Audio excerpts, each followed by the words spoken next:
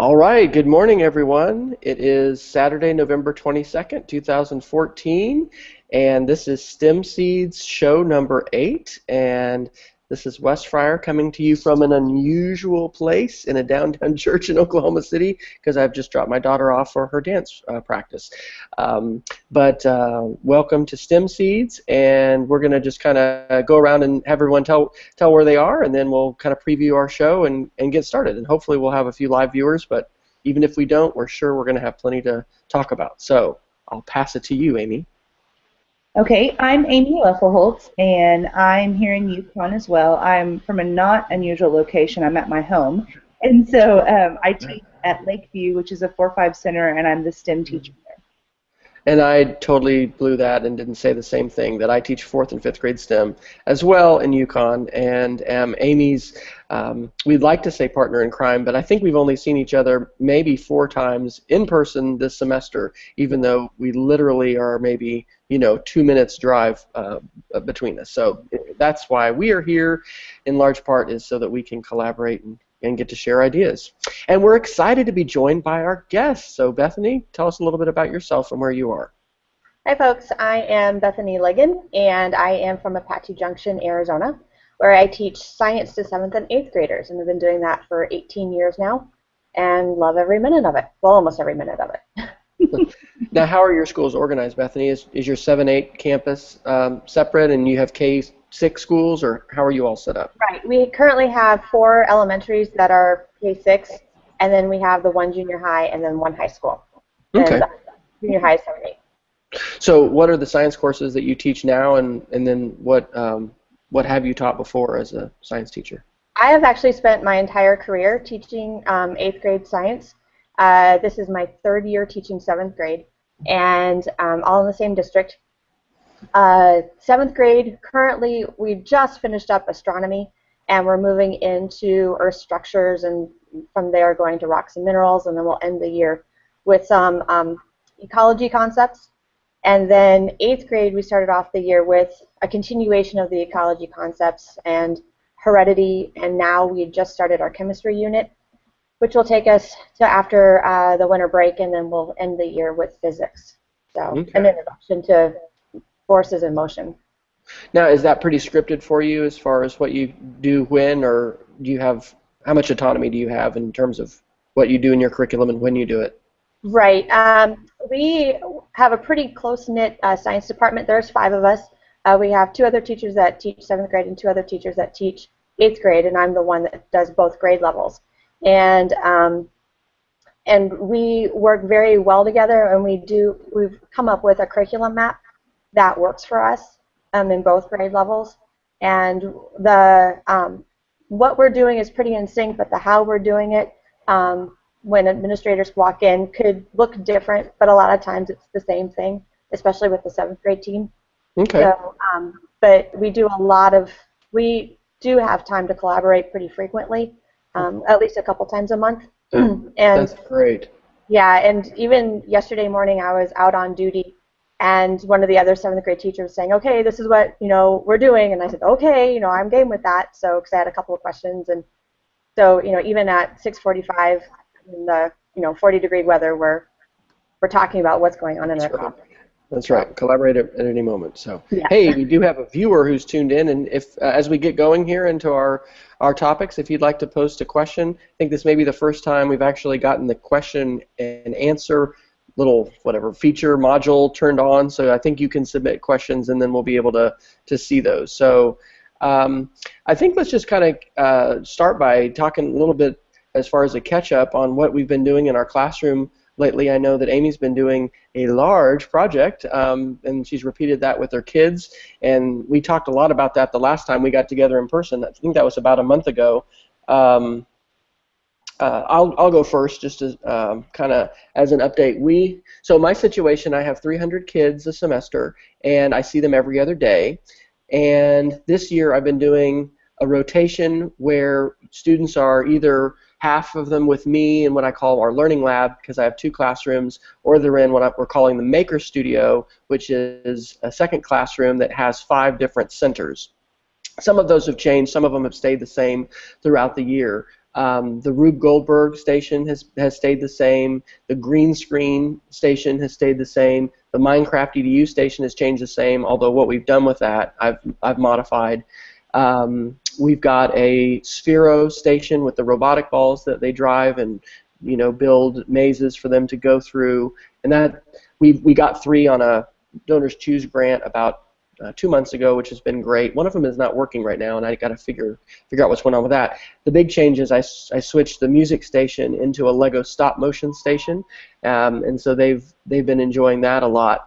The last 2 weeks we have been doing an ebook project, which we just wrapped up yesterday, and I feel so not guilty, but I'm kind of ashamed that I didn't teach how to make ebooks last year with my kids at all, because only a handful, I'd say less than 10 kids out of the 300 had ever done that before.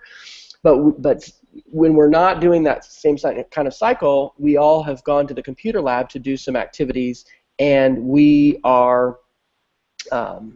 were doing a design challenge. We have a question that came in actually on the chat. I assume you're doing design challenges.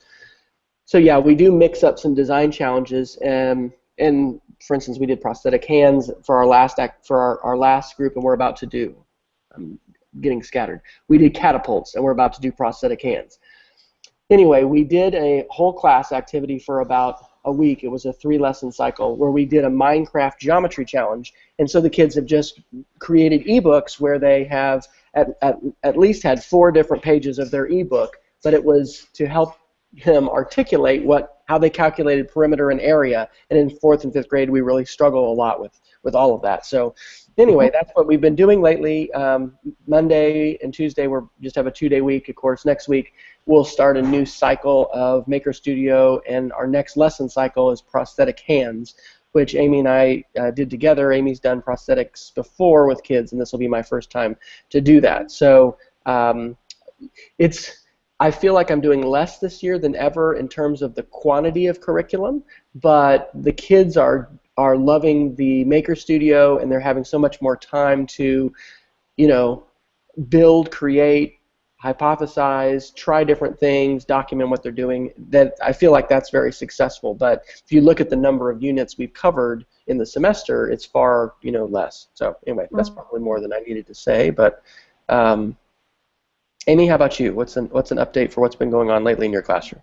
Well, we are still making playgrounds. One of the unit that we've been working on, and the way it works for me, I have half of the kids at a time, but I have them for 9 weeks at a time.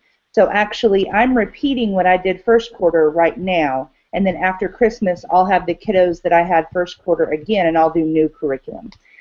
So what we've been doing is we actually are going to be raising money to put new equipment on our playground. Our school was a middle school, and then they made it a 4-5 center, and they didn't really give us any playground for our 4th and 5th graders to play on, and we need that. So my kids have actually been looking at playground equipment, thinking about it. They've had to sketch it, then they've had to write descriptions, writing about why kids would think it's fun to play on, and then they're building it to scale right now, which is the scariest part of all. We've talked about how big it's going to be, and then I have actually a grid, and I explained to them, 1 square is 1 square foot, and so we have to think about, if it's 30 feet long and 10 feet wide.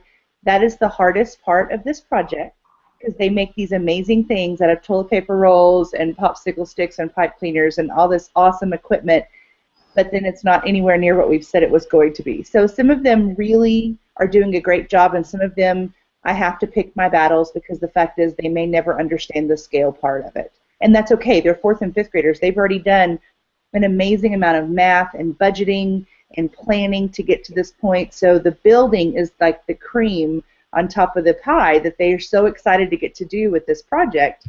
And I just can't, sometimes I can't fight with the kids too much more. I can help only as much as I can help. And I don't want to do it for them. So it is an amazing project. The kids last 9 weeks just blew me away with how awesome their projects were.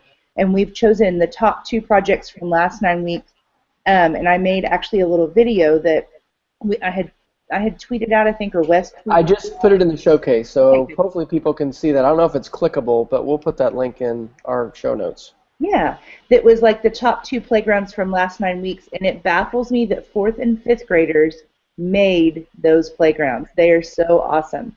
But I'm also doing an after-school club, and so that's where the difference in what I'm getting to do right now happens. And so I've been doing a STEM club on Tuesdays with, I have 13 kiddos in there, half boys, half girls, or roughly half and half.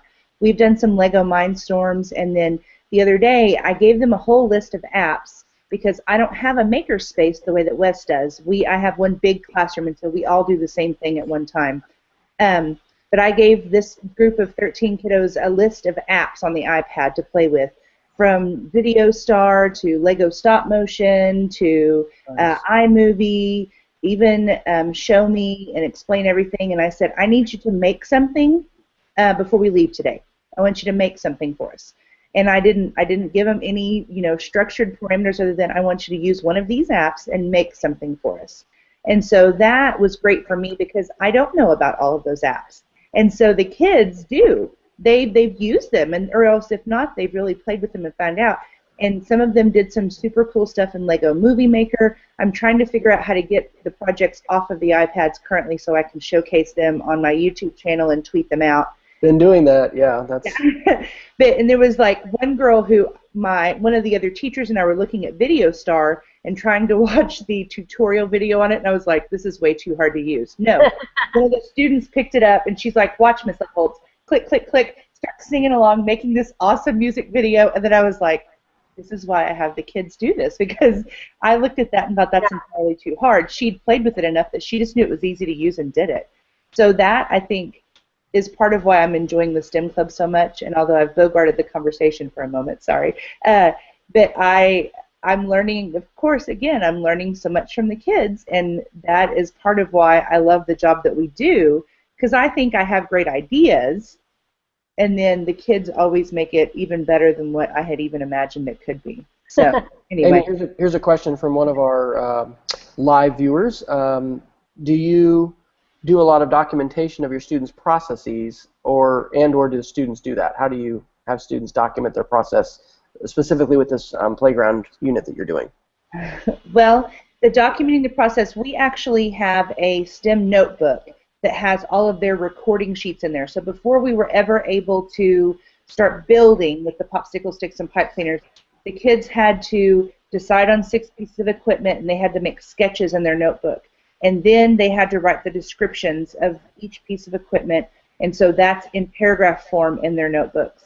And then we had they had to figure out the cost of the equipment by doing the dimensions, and they had to do area and perimeter, and then use that to find the cost. Then we did budgeting, and so I have all of those pages are in their notebook, so there is written documentation of the whole planning process that they've kept up with. And then, of course, the final product is the playground board that they do as a group, but they've worked as a group the whole time, but each person is held accountable for writing that stuff down, and that's actually a stipulation that if you didn't help your group plan and you don't have the information in your notebook, you don't get to build till you catch up. Right. So, even if that means you're copying out of a friend's notebook because it's what the group decided on anyway, that's okay, but until you've done your amount of planning and your amount of having your stuff written down, you can't build. And so that really kind of keeps even those kids who weren't originally engaged, once we get to the building stage, everybody becomes super engaged, and it makes them have this amazing speed of being able to copy all of that stuff down that they never had before. So just because they really want to get to be able to build too. So I hope that answers that question. Well, I was telling Amy, I think she ought to write. We have so much free time, Write this up for Edutopia. It's like the ideal project-based learning, practical. Hey, we're impacting our school, our community. But what were the name of those circular things that you took out to measure the playground? What's that? Those things? The trundle wheels. Trundle wheels. Yeah. I mean, measuring, having kids get a concept of. So you're saying how many kids are going to be fitting in this, 4x4 space, and just that's. Well, and that's one of the things we've really talked about is what's a reasonable size. They have to plan, their playground has to have enough stuff for 40 kids to do, is what I've told them. And so we have to talk about it. If you're telling me that this rock wall is going to hold 8 kids and it's 3 foot by 3 foot, we've got to talk about how big that really is. So I've used a lot of things in my room as benchmarks. You know, the tables are this big, the computer cubbies are this big, to kind of make them actually put kids in that space and see if that would be a feasibility for that many kids to play there. So. Right. But I don't want to spend the whole time talking about playground. No, that's okay. We wanted to catch up though on what we've been doing. So, well, Bethany, tell us a little bit about what you've been doing lately. I think are you finishing up astronomy now with your 7th graders? Yeah, we finished up last week. Excuse me, with seasons, and so they were using a lot of online simulation models, just trying to get their heads wrapped around that concept. They, even at being 12 years old, they still have a hard time visualizing that the moon is revolving around Earth, and at the same time, you know, it's rotating and Earth is rotating and revolving around the sun, and just how that all impacts together with the phases of the moon and then tides and eclipses as well. And so we do a lot of kinesthetic modeling where they're up and around and moving, or I'm moving around and they're having to identify different stages. Or they're doing online simulations just to, again, get their heads wrapped around such a big concept. Yeah. Now, do you have a website where you have those linked? And what's your technology situation like in your classroom? We are 1-to-1, and so we have Chromebook carts in our classrooms.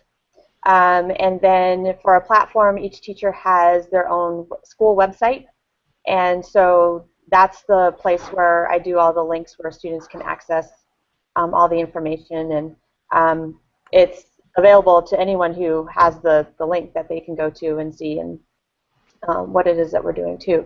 So, but it is through the district, and so that's how they access all the technology that that I'm incorporating in the lessons. So because go ahead.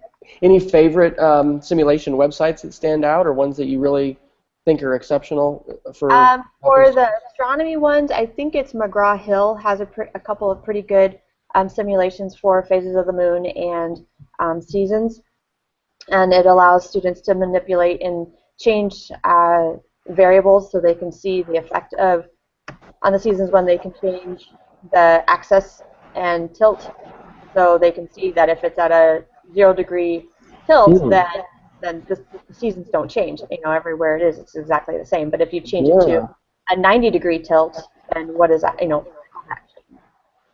so, and everything in between. So that's kind of interesting for them to, oh, okay, so that's what our 23-degree tilt does for us. So, wow. Did you all end up talking at all about the comet landing and stuff that was just happening? Right. We talked about it a little bit. It was more discussed in their social studies class.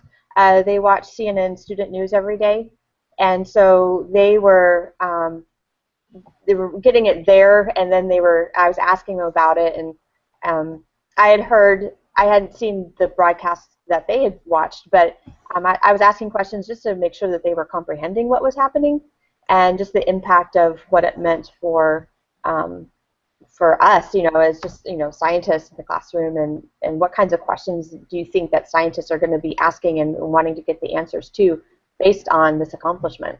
Yeah, I mean, and for that to be a 10-year mission, if people aren't familiar with this, I mean, it's been in the mainstream press, but a 10-year mission to send, you know, a craft to actually land on a comet and do a Armageddon-style drill into it to, you know, find out about the origin of the solar system and the universe. It's just crazy. Right. Wow. Well, I mean, that's as old as your students, right? And my students were 4, or not 4. Well, yeah, my 8th graders were 4, but, you know, my 7th graders were maybe 3 or 2 years old when, you know, it took off. So, so yeah, I mean, that just blows their mind. I mean, they have no concept of time anyway. So, it's interesting to have that conversation with them. Okay. Well, I want to shift and talk a little bit about engineering design challenges, because that was one of the things that I had heard Bethany talk about, and I see on your blog you've been posting some different posts. I've been trying. Design. Yes, no, that's so awesome. So tell us a little bit about how you use engineering design, and then maybe a little bit about some of your favorites. And I'll take those links from your site, and I think I can showcase them here within our Hangout. and I'll include those links in our show notes as well. Okay. Well, my wanting to start doing something like this was based off of just being introduced to the next generation science standards and seeing an emphasis on the design part and using models and engineering things, which is so different than our current state standards. And our state standards are heavily concentrated on still the scientific method and just that very step-by-step process, which is not what scientists do, in the real world. Is, they don't formulate a hypothesis and the next thing it's a very random I don't want to say random, but they don't always follow that. It's messier. It's not as linear and all that. Yeah, it's messier.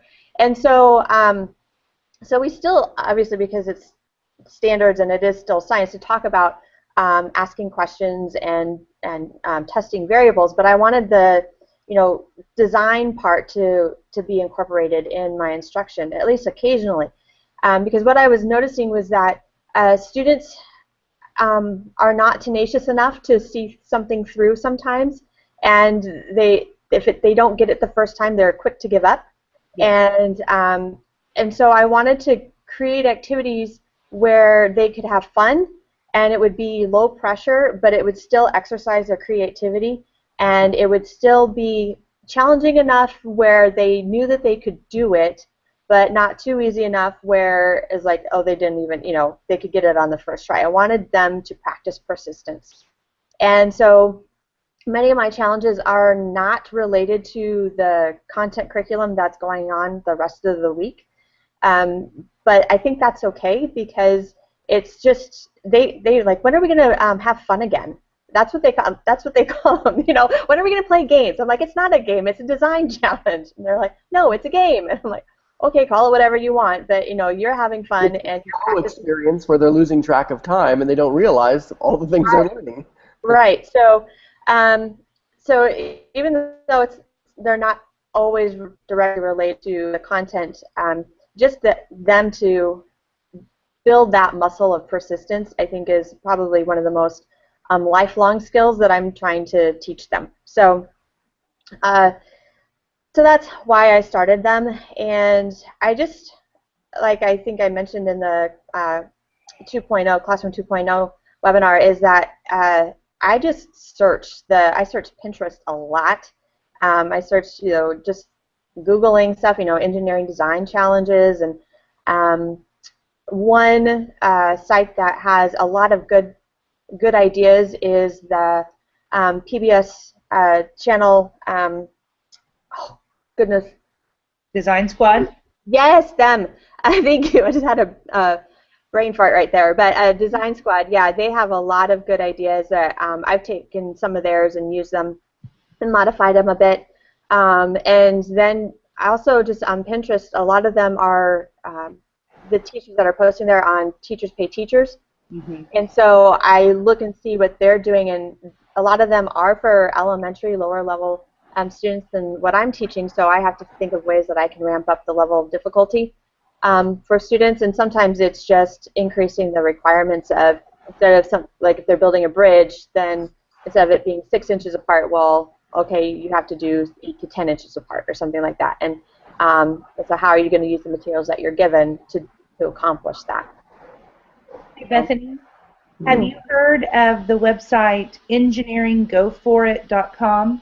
I have not, but I'm going to write that down. Yeah, you need to write that down, because like Teachers Pay Teachers, it has things. These are all free, though, and you can search by your grade level. Ooh.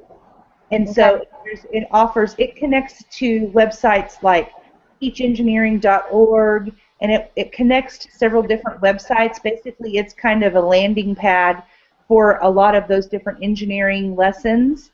But through that, and you can actually sign up and it has stuff from Design Squad Nation and stuff on there too. That's where I found out about Design Squad as well. Yeah, it's engineeringgoforit.com, and because you're an older teacher, a teacher of older students, you know where I was going with that. It also has on there, like, they can learn about all the different types of engineers that are out there. And I think that is an important thing as well when we start to talk about kids and career opportunities. And, I didn't realize there were so many different types of engineers. My goodness. There's probably 20 or more. And then there's actually, the first year I taught STEM, there's a worksheet that you can actually print out. Not that we all want to do worksheets, but there's a worksheet that you can print out, and they actually have to look at all the different types of engineers and kind of match up what that engineer does. So it might be a landing, a good idea for a conversation. Right.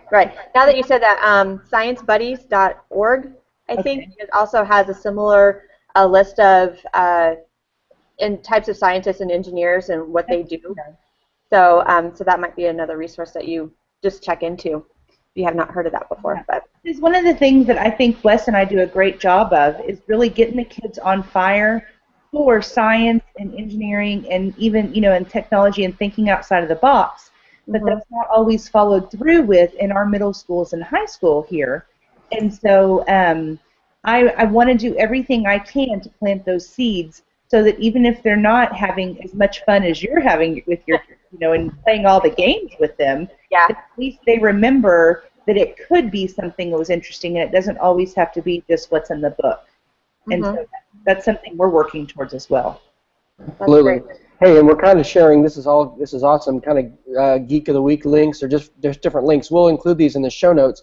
But a few weeks ago, I had a chance to go to a conference in Miami, and Miami Device, and this was definitely one of the neatest links. It's a website called Nepris. I just put it in the showcase. It's NEPRIS, nepris.com, and their whole thing is connecting their professionals in the field to classrooms, all over the place. So you can use their website to,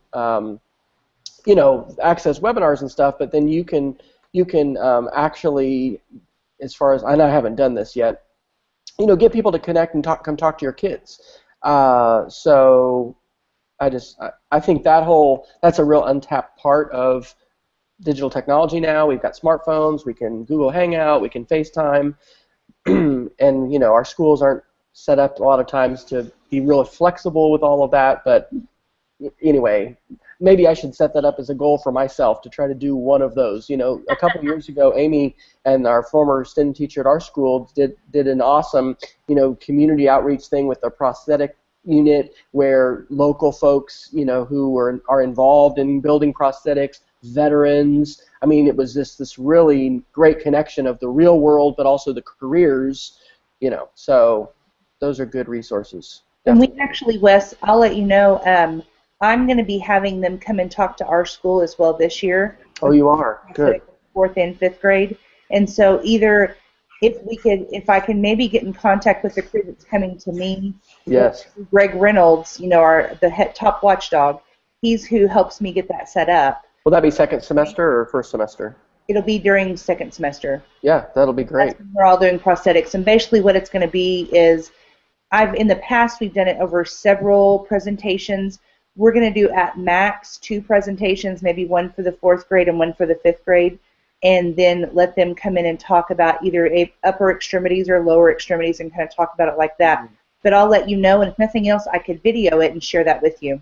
And on a related issue, we're kind of going down rabbit holes here, but one of our students who was born without a hand, this week was getting some kind of a special advanced prosthetic. I didn't get to see it yesterday, and I was out 2 days.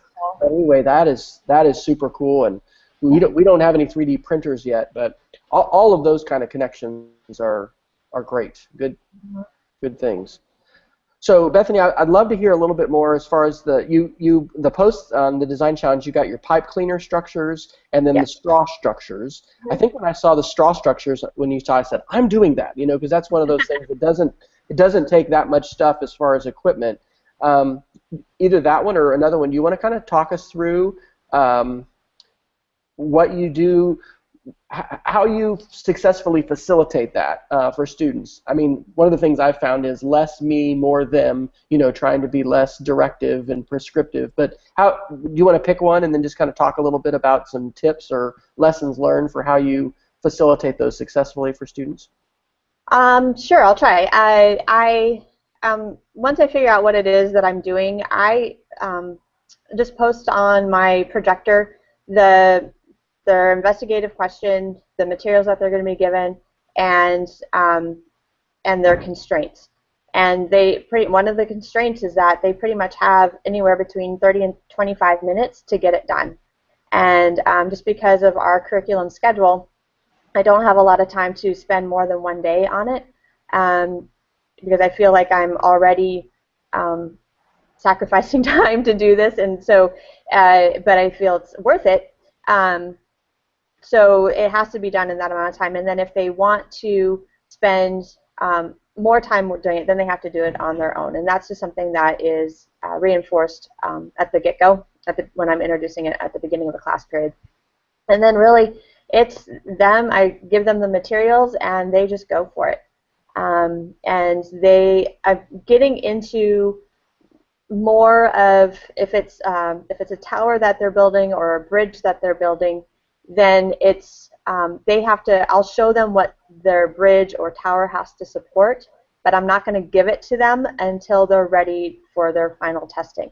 And so when they're doing their construction and their own testing of it, they have to find materials that they have access to in their backpacks that, okay, we think this is what she's going to use, you know, mass-wise or size-wise. And so that's what their testing is. And if, you know, they want to test their bridge with their phone, then go for it. And if their bridge falls with their phone or it's not sturdy enough, then they know that it's pretty much not going to hold what I am going to ask them to hold. And sometimes I'll do an earthquake test on them. Just, you know, I'll shake the table to see how sturdy their tower is or their bridge is. And I'm like, you know, what are you going to do if there's an earthquake? You know, go back and design it again. And that's usually what I do with the students who are done it pretty quickly.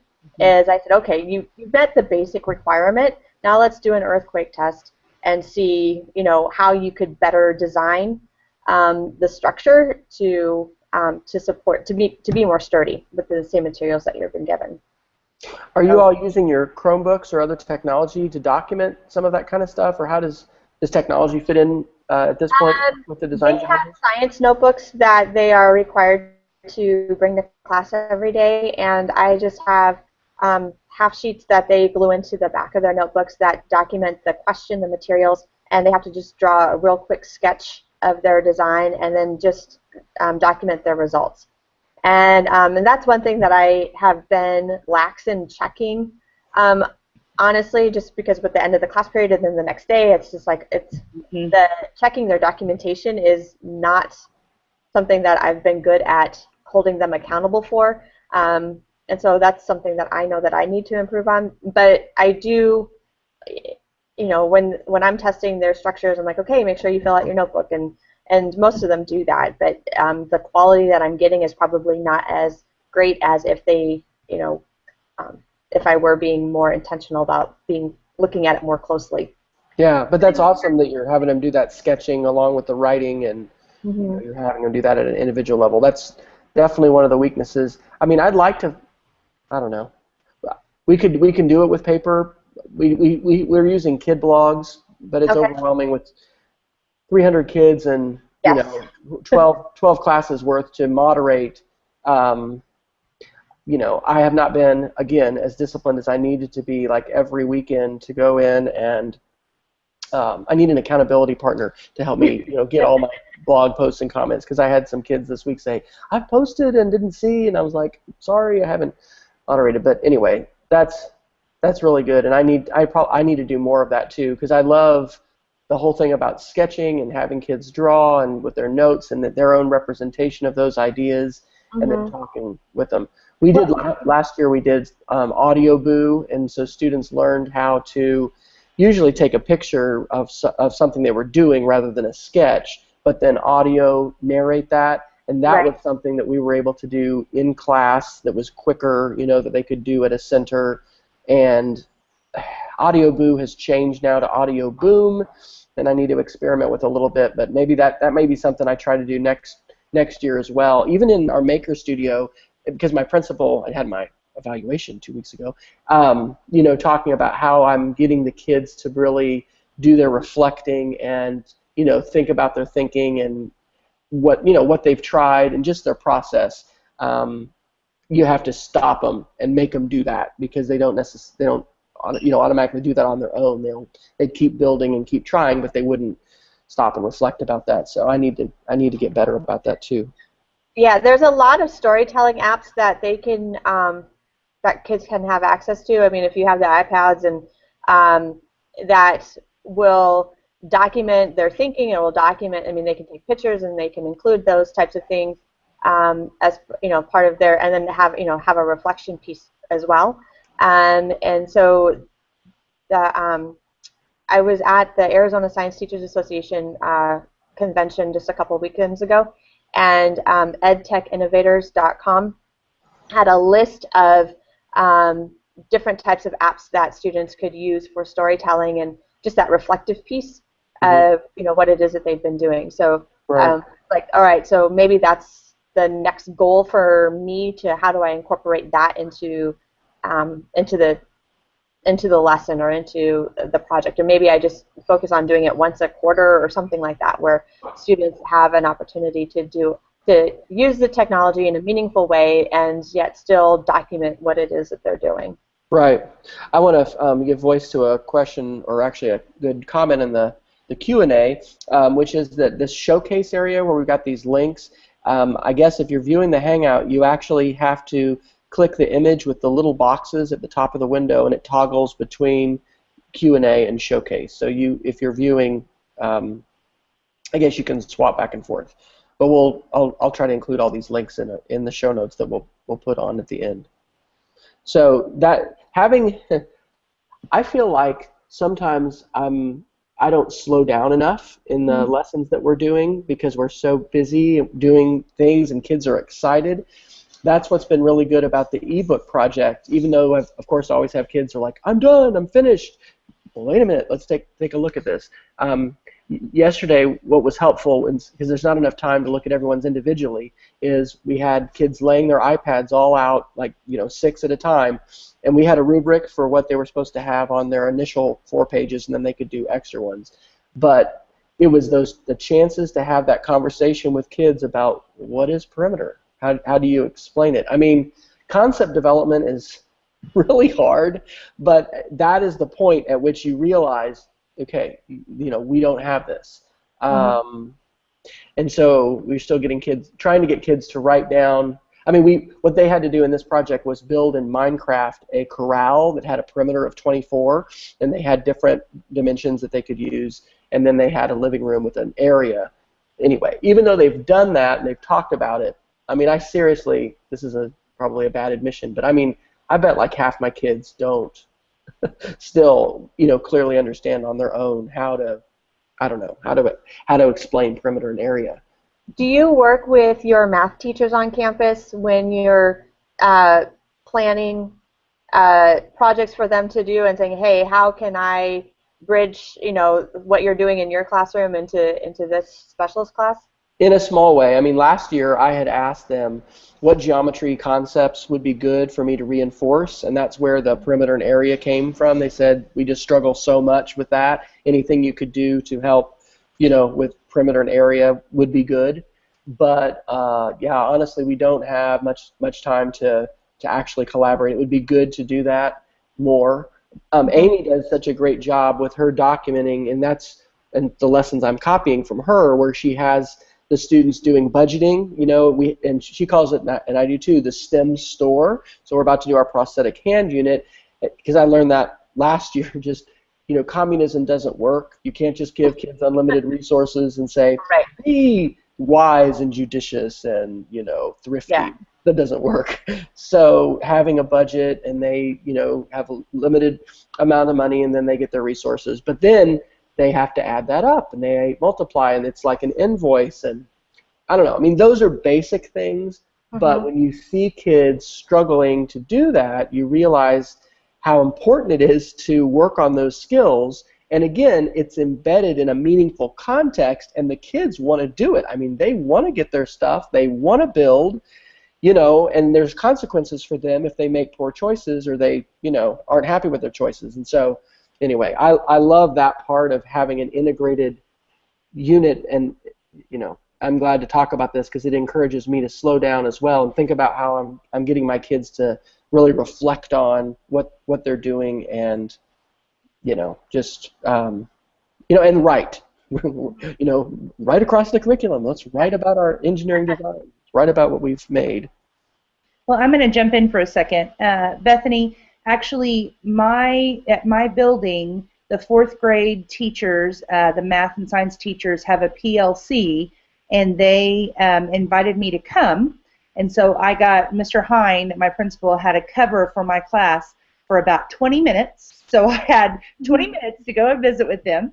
And I do a big measurement unit. I have done a big measurement unit every year to do hands-on measurement because before I was a STEM teacher, I taught 4th and then 5th grade, and I know how much stuff that they are required to know and how much time I had to tell them that, none.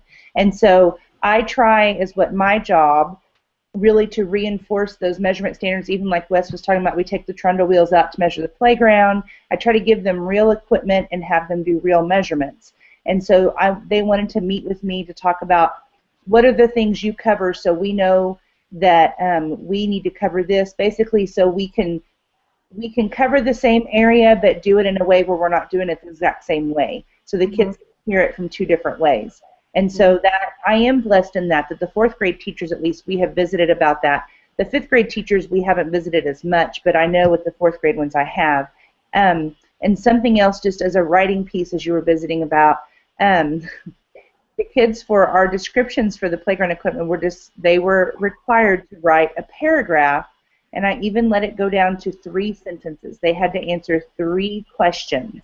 And saying a paragraph made them like melt down ever so slightly, which makes me sad because they're 4th and 5th graders, and we do have a 5th grade writing test that's coming, and I think how crazy is it that we can't even, yes. And so like even to get them to do a capital letter and punctuation and just basic things that I think wouldn't be a big deal has been extremely challenging. And I decided that this would be, with this time around, this was a challenge I was going to accept. That I wanted them to do really good descriptions, and I wanted them to do, so it even came down to the fact that I wrote sentences out about a set of swings so they would see if I was going to do it for the swings that we've talked about with all these different, how to do dimensions and stuff, this is what I would write. And just because they needed something concrete to see, which makes me so crazy. I just think, how in the world are we getting through what we're getting through when they don't even know that sentences start with capital letter and have endpoints? I just think we're losing something all the way in 4th grade when we still don't understand that. But that's a soapbox for another day. But I did want to mention, I know Wes with his doing more documentation online and trying and doing that stuff, the kids do feel more free in that. And it doesn't feel as tedious as just pencil and paper does. And so I'm working, Wes has helped me set up blogs that I haven't touched. So I'm looking into hopefully getting to that before this 9 weeks is over. So, well, I'll throw this into the mix that nothing has gotten my kids as excited about showing their parents something than our YouTube channel. And this year we are really publishing more student work to YouTube. We had a big conversation yesterday in multiple classes about why are we scared of putting our work on YouTube. And we talked briefly about what is dangerous online, talking to strangers and meeting them in person, that we haven't had we're not putting selfies in this ebook, we're not putting phone numbers. Anyway, we really brought the digital citizenship conversation in, but it's not just adults that are fearful of sharing work online, it's also students. I have a lot of enthusiasm about it, and I've had a lot of kids, well, I've had more kids, I say a lot, what does that mean? I've had more students than I ever have before say, hey, I showed my mom my video, because of our YouTube channel, than I've had before with KidBlog or with other things. And with my Makers Club after school, I've been using Remind, it was Remind 101, it's now Remind.com, to just basically send out a quick blast after we have a meeting where I'll try, I haven't done it every time, but publish at least a video or something about what we did. That PBS Design Squad, the first we started a new session. We built penny bridges. They had a penny bridge, activity. So we took pictures and shared. Anyway, that's been positive from students as well as from parents. So anyway, I think it's good for us to all continue to work on documenting and and especially getting the kids to write, because I had a lot of kids discover fonts literally for the first time this week doing the ebook. They had not changed fonts. They did not know the word font. So maybe I'm incriminating ourselves and everyone's going to be like, oh my gosh, Oklahoma kids are just in the dark ages. But honestly, kids have not had a lot of opportunity to do much digital writing and to work with digital text much. So it's good to be able to do right. I have a colleague that is her accountability question to me and has always been, what's the authentic audience? And I'm like, oh, I forget that piece all the time. And sometimes I forget it just because it's one more step, but I think it's the most important step, because if the students have an authentic audience that where their work is going to be displayed or reviewed or critiqued or whatever, what have you, and that's going to hopefully ramp up the students' accountability for doing a job well done, making sure that they are using great descriptive writing that flows well and has proper punctuation and capitalization and all of that, and teaching students to have pride in their work and in what they're going to publish, I can tell them, take pride in your work, but if no one's going to see it except for me and maybe some of their peers, then there's really not a reason for them to take pride in their work, because who cares? That's right. So, having that authentic audience is something that I'm always trying to figure out, okay, what can I do? And a couple of times this year already I've said, I've been looking around and I haven't seen a whole lot of pictures about this activity. For example, moon phases was one of them with the 7th graders, and I was looking on Pinterest, and it seemed like all the Pinterest pictures on moon phases, there was something that I could critique and say I would do it differently. And so so none of the pictures, I'm like, I don't like any of these pictures, and I don't want to use any of these pictures for examples for my students. So I told my students and said, hey, look, if you can model the moon phases, they were using Oreo cookies, in a way that makes sense to how we've been learning it in the classroom, then I'll post it on my Pinterest page. And so that ramped up. They're like, ooh, our work's going to go on Pinterest. And so that definitely helps them see a purpose for doing the activity other than just practicing the moon phases. So, trying to figure out ways that, increasing the visibility and potential distribution of their ideas. Right. And now that they know that I have, I forget to tell all of the classes, but a couple of classes I know, I've told them, okay, I have this blog and I'm taking pictures of your structures, and I'm gonna be posting it on my blog, and so they're like, oh, okay, and I've been doing taking more pictures of their work and their science notebooks, and they're like, why are you taking pictures of my work? And I'm like, well, because eventually I'm gonna blog about it, and yours is such a good example, I want to show that to people. And so then they're like, oh, okay. So so just this last week they had I have them draw and design cover pages for each major unit in their science notebook. And so the level of quality that I've seen for this school year, and then the 8th graders that I have this year, most of them I also taught as 7th graders. So just the level of quality in the last year and a half of these 8th graders, and even with the 7th graders now, their quality of work is increasing because they know it's going to be published, or there's a chance for it to be published. Right. And so, again, that gives them a reason to do well. And so I just need to find more ways, excuse me, to do that in all the lessons, and especially the design challenges, because that's what they're so into anyway.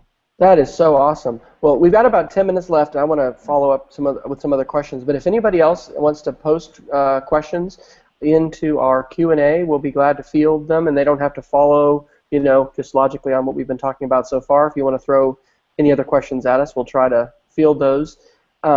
It strikes me that we're all on this journey, right, with this sharing online, with getting kids to, and also with the headspace of how we feel about sharing and how kids feel about it and how parents. So I'm just thrilled, Bethany, that you're sharing some of those design challenges and just what you were talking about as far as how the kids, they didn't even have to have their own site, but if they knew that you as the teacher were sharing it, I mean, because sometimes we feel so overwhelmed that I can't just do it all, and we're frozen. So baby steps, and I think that the engineering design challenges you've been sharing have multiple layers of benefit.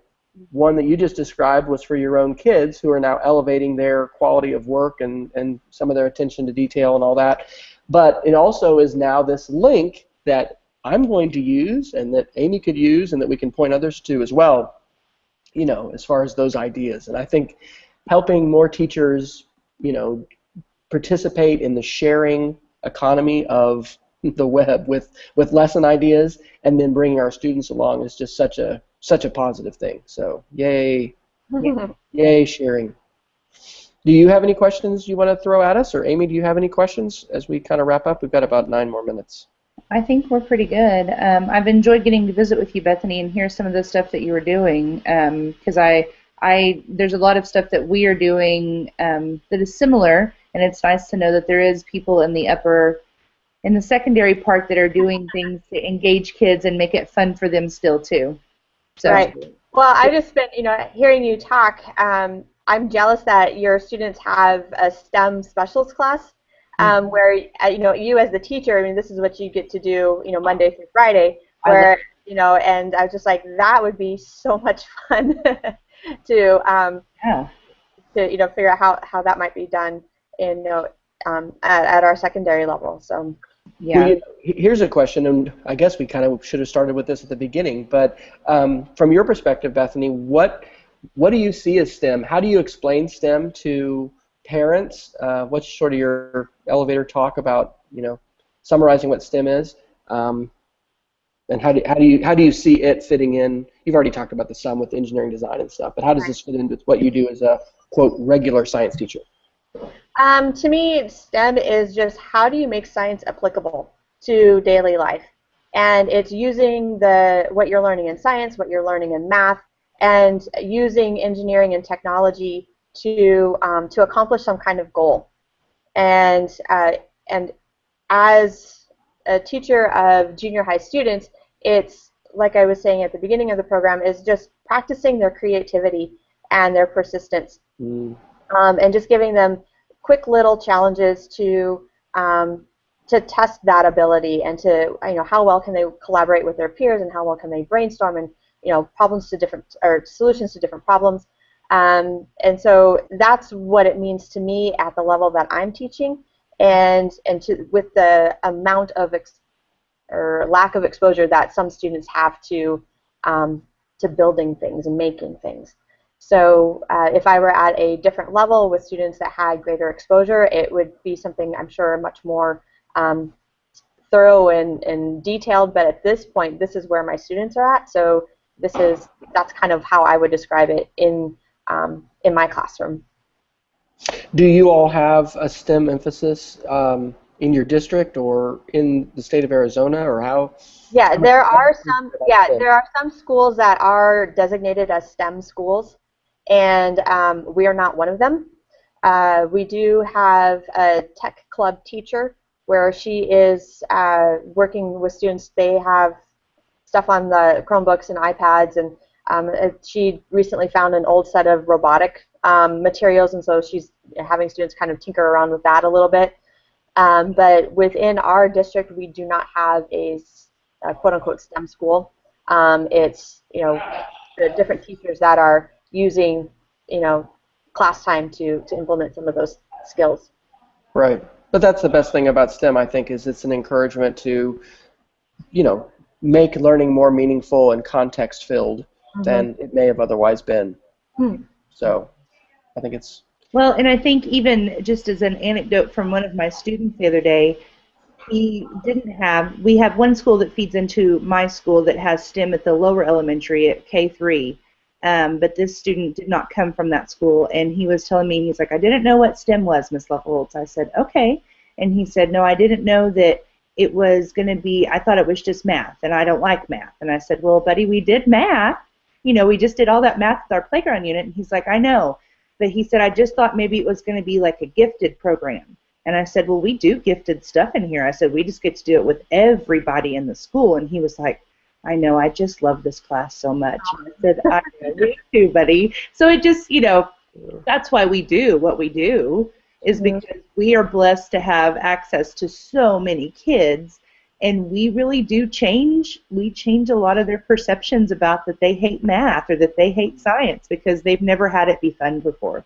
Right. That reminds me of a story too that was from the last week or two, where one of my fourth grade girls, we were talking about the perimeter and reminding, you know, adding the sides, because everybody wants to multiply the sides. That's what everybody thinks you do.